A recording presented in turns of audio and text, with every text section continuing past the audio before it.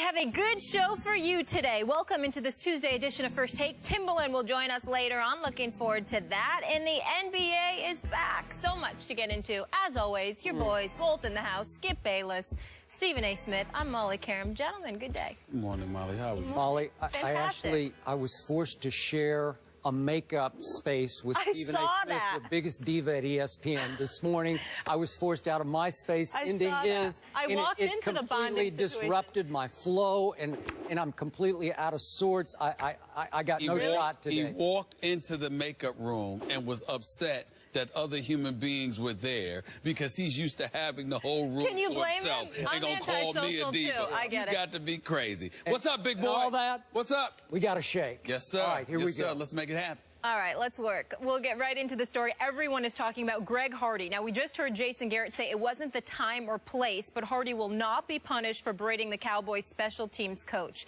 Skip, how do you feel about this?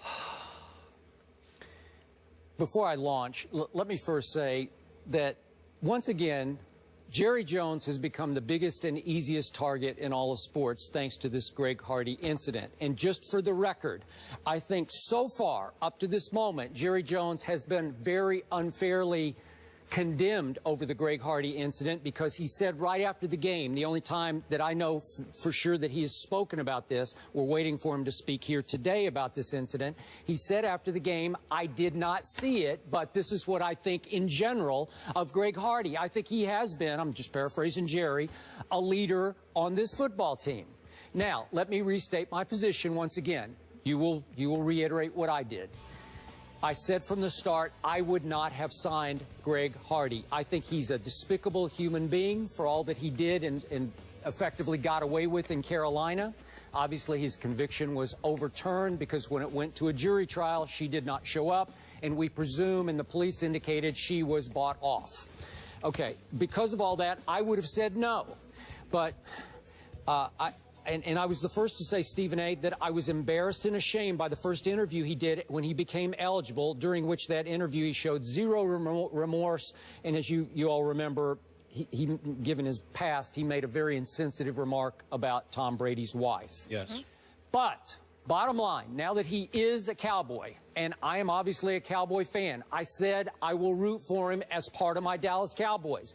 I do not believe, off what I saw the other night, that he deserves to be fined or suspended or in any way further punished over what happened, because I did not think it was that big a deal. I simply thought the way Jason Garrett did, and I was happy Jason amended his stance of the other night, in which yesterday Jason Garrett said, look, I appreciate, I'm paraphrasing again, I appreciate the passion, the rage to win, but he has to learn to channel it in different ways. And obviously, as I said yesterday, you cannot unleash into the middle of a special teams huddle in which they are trying to prepare for how they are going to return the subsequent kickoff. So I said, I'm okay with the passion. I'm not okay with the win that he showed it. Obviously, Greg Hardy works better on a team that is winning football games. He's much easier to manage, control, coach when you are winning. He can turn into a bigger and bigger problem if you keep losing, and they very well might keep losing, so that problem may increase. But when Stephen Jones said yesterday on his radio show that they're already thinking about signing him for the long term, I got no problem with that. You know why? He can play. And again, that rage to win, it translates into sacks. He has 3 so far. I'm sure he'll have more before this season is over.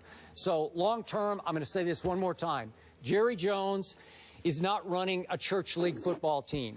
Jerry Jones is not running a Boy Scout troop. Jerry Jones is trying to win football games just as he did back in the 1990s when he helped build a dynasty that was filled with a lot of players who did not belong on a church league team or a Boy Scout troop. So to me, I'm just going with business as usual with Greg Hardy. Your thoughts? In the Bible Belt, so fitting. I just want to make sure I'm clear in what I heard. I hear what you're saying, right? But are you coming to the defense of Jerry Jones? Yes, I am. Is that what you're doing? Yes, I am. I'm just saying. I just want to make sure I was clear in what I heard. Well, I thank you. I'm not going to be a hypocrite here, but I wouldn't have signed him, but I understand why Jerry Jones did. I get it. I thank you for doing that. All right. Let me say for the record, I have no problem with the Dallas Cowboys signing Greg Hardy. Because from a business perspective, not only can he play, but it's a minimal risk because he's basically there on a game-by-game basis, and any given week that goes by, they can let him go. This is a guy that's played 2 games, has 3 sacks already, and Lord knows how many hits, but they're in the double digits. They are. Considering what he did to Tom Brady and then what he did to Eli Manning in terms of the hits that he's laid on them. So to me, from a business perspective, as it pertains to the National Football League, it would appear to be a plausible, reasonable business investment because he supposedly helps more than he hurts. Fine. What I find myself, however, laughing about and thinking about is that ultimately, me being the guy that has taken it upon myself to consistently mind the world of the perennial losers that the Dallas Cowboys have become, their playoff appearance and 12-4 record last season. I've never heard you say that before. Okay, I've forgotten that. Thank you for reminding me. I just believe that 20 years without a Super Bowl championship, Wait, 3 victories, 3 victories. I'd forgotten that. 3 victories, 3 playoff victories in that time. I don't need to go there. Here's where I'd like to go, Skip Bayless. All right, please do. You know, I have been on the record on many occasions in the past making the case that the Dallas Cowboys are not America's team. It should be the New England Patriots. They've got the star-studded quarterback with the supermodel for a wife. They've got the owner in Mr. Kraft, who I believe to be class personified. They have the genius in Bill Belichick. Spygate or not, the man has 4 Super Bowl titles on his resume just with the Patriots, not to mention the 2 Bill Parcells got with him as the defensive coordinator. Okay, so I look at all of those things, those 6 rings that Bill Belichick has. I think about all of those things that I say to Patriots, but here's the #1 reason that you should consider them America's team as opposed to just wins and losses. Why do you win? How do you win? It's Mr. Kraft, who would have never brought Grady on Hardy. I'm sorry. He would have never brought Greg Hardy on board. He would have never done that. It's Bill Belichick, who Jason Garrett can't even be mentioned in the same sentence as. The same Bill Belichick, if that was happening on his sideline, with a player walking into the huddle and interrupting the special teams coach and slapping the chalkboard down, he might have been off the team. Forget about a suspension. He might have been gone. He might have been cut that day because Bill Belichick is not going to tolerate it. We watched Jason Garrett while Des Bryant was getting in his face and other players were pushing him out of the huddle.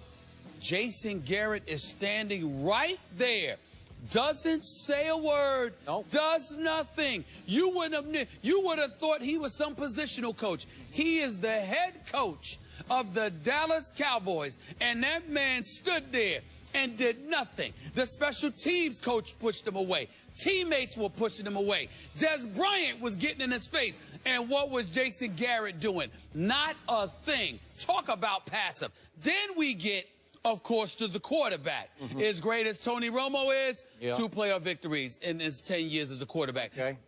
All right, Tom, you can't use the excuse, oh, well, this guy was a first-round pick, but look at Tony Romo. No, Tom Brady was no first round, no second round, no third round, no fourth round. This is Tom Brady we're talking about here, who's one of the greatest, most epic stories in the history of sports annals, considering where he came from and to where he is today. So when you look at all of those different things, you, Skip Bayless, who is the cowboy lover that you are, even though you did pick the Patriots, even though I know you love some Tom Brady. Yes, I but do. the cowboy lover that you are, to sit there with that face of yours, with that grin on your face, knowing that you root for your Cowboys, knowing your standard of excellence, and how the Cowboys do nothing to live up to what you proclaim to be the case. I would dare make the argument right here on First Take that the great Skip Bayless should be absolutely positively ashamed of himself. You should be just ashamed. How could you sit up there? Actually, you almost owe America an apology. You should actually walk off the set. Oh. Rather than talk about your Cowboys. Okay. You finished? Go ahead.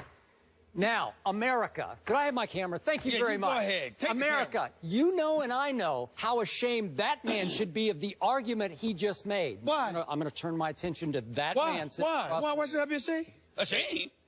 First of all, let's do this two-pronged here. The first prong is what Jerry Jones accomplished as the general manager of the Dallas Cowboys back in the early 1990s when his team should have won 4 straight Super Bowls, did win 3 out of 4. Remember those days? Yes, yeah, it was a long time ago, but it's all right. That team was built on sort of a foundation of lawbreakers and troublemakers. What was the key move that Jerry Jones made? He went and traded for a Charles Haley, who was deemed too hot to handle in San Francisco, way more trouble than he was worth, and brought him to Dallas, and that was the catalyst that prompted 3 Super Bowl victories. He was the key piece that they added. Remember what Michael Irvin used to do? For the 3? Yeah, they won. I mean, that last one, I remember a guy named Prime Time, Deion Sanders, that had something to do with that listen, one. The pass rusher, the difference maker on all 3 of those teams was Charles. Well, they lost to San Francisco in the NFC Championship game. Barry Switzer's first year. I said they won 3 out of 4, but they should have won all 4. But what I'm saying to you is that I think getting Prime Time ensured the third. That helped with the last one. The last one. Only the last one. The 4th year. Okay, the last of the 3. Do you remember what Michael Irvin used to do when he was in Dallas? Do I even have to count the ways and all the trouble that he got into? Right. Do you happen to remember Eric Williams and all the trouble that he got into as an all-pro Keep tackle? going. You're just digging yourself a deeper hole. Keep digging. You remember Nate Newton and all the trouble he got into? Keep digging. Mark Tooney and all the trouble he got into? Keep digging. That was that team. Yes. That team was a gladiator team because it's a gladiator sport, and Jerry and Jimmy Johnson said, bring those guys on because all we care about is that they show up on time and they play their back ends off. And they showed up on time and they won. Right. Okay, now let's switch off to the new America's team, according to you. Sure, go. Although the original Tom Brady was actually Roger Staubach, who was every bit of Tom Brady as far as being the perfect role model. Except for when he went up against Terry Bradshaw and the Pittsburgh Steelers. But go ahead. All right. So we look at these New England Patriots under the great Mr. Kraft that you talk about. I have made the case. Yeah, I have made the case on this show that the New England Patriots have actually turned into the Raiders East. That remember the late great Al Davis?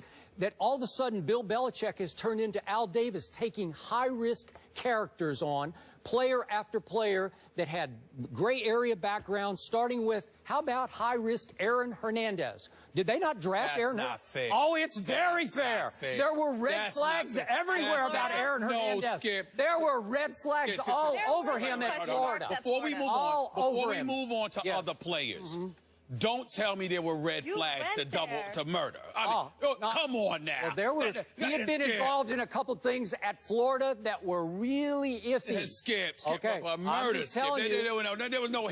Nobody saw that. Okay. Not that. Skip. Mr. Kraft oversaw and signed off on the drafting of Aaron Hernandez. We got to start there. How about I think that's wrong. Okay, remember when they brought in Corey Dillon? This is high risk, okay? He'd had all kinds of issues. I don't want to go into all the background. How about Albert Hainsworth? How about Randy Moss, who Al Davis even said, I cannot deal with this guy. He's finished here. He's more trouble than he's worth. And Bill Belichick said, I'll try. I'll try. Can I jump into this? All right. Let's take those things. Here's the difference. I don't have to go player by player.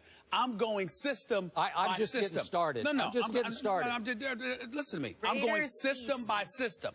I'm saying to you, you can bring up any players you want. I remember all about it. Aaron Hernandez, Corey Dillon, Randy Moss. I get all of that. Here's the difference. Those dudes went to a place where an iron fist was present in Bill Belichick. You don't have, I mean, you call Floyd Money Mayweather a pillow puncher. The pillow puncher is Jason Garrett. That's the pillow puncher. I mean, what does he do? I mean, everything, doesn't matter what happens. We've just got to get things together. Okay. No, that's obviously not the right way to do things, and we talked about it, and we'll just move on. That's all he does. You actually look for the owner to speak. The owner has his own radio spot. I got to finish my list real quick. Go ahead. These are high-risk players that they took a flyer on, okay? Right. The Patriots of Mr. Kraft. Oh, please. Brandon Spikes. Brandon Merriweather. LeGarrette Blunt. Hold on, wait a minute. Aqib Talib. Wait a second. Dante Stallworth. Wait a minute. Alfonso Dinner. They didn't cause trouble with the Patriots. They all did. Eventually, they all had their little issues. And they were gone when they had them. They were gone. That's the point. Hold on. Okay. Nobody said that the Patriots were devoid of issues. I'm talking about how you deal with the issues. You look at Greg Hardy. I'm not sitting there. I don't know enough about this guy. I know what's been reported. I know what happened in court at the bench trial and then the jury trial. I know about that. You hear about stuff in Carolina. Now you're hearing about stuff in Dallas. But at the end of the day, what it comes down to is that you have an owner in Dallas desperate to win at all costs. Don't you dare mention any Cowboy from the last 20 years in the same breath as Michael Irvin. Don't you dare be that disrespectful, because you told me, and I know this to be true, but you even said to me, Michael Irvin was considered one of the greatest teammates ever. Teammates. These guys. I want him on my team. That's not the question. But the problem is, we don't know that about Greg Hardy. He didn't look like a great teammate. Okay, they've lost 4 straight games, and he fell right into the middle of it. Let's see what happens if it turns around. Does he become a positive leader? Yep. Okay. And last quick point about America's team. Let's see. And I love me some Tom Brady. Heck, I love the Patriots. But there's only one coach in the National Football League I know got busted for cheating. There's only one that I know of, and his name is Belichick. Am I right? I agree with that. Spygate, busted. I agree with that. But what does it say to you about how great he is even when you catch him cheating? And then he goes out there after Spygate and wins 17 consecutive regular season games after that. They go undefeated in the regular season, undefeated to the Super Bowl. But finally, the man is great. The man is great. It's your opinion, not mine, that the quarterback for Mr. Kraft's team cheated and lied about it during Deflategate, Tom Brady. That's what you think. No. What I said is that this man, don't tell me you didn't know anything about it. Okay. But I don't consider it a big deal. I don't. I really don't. All right.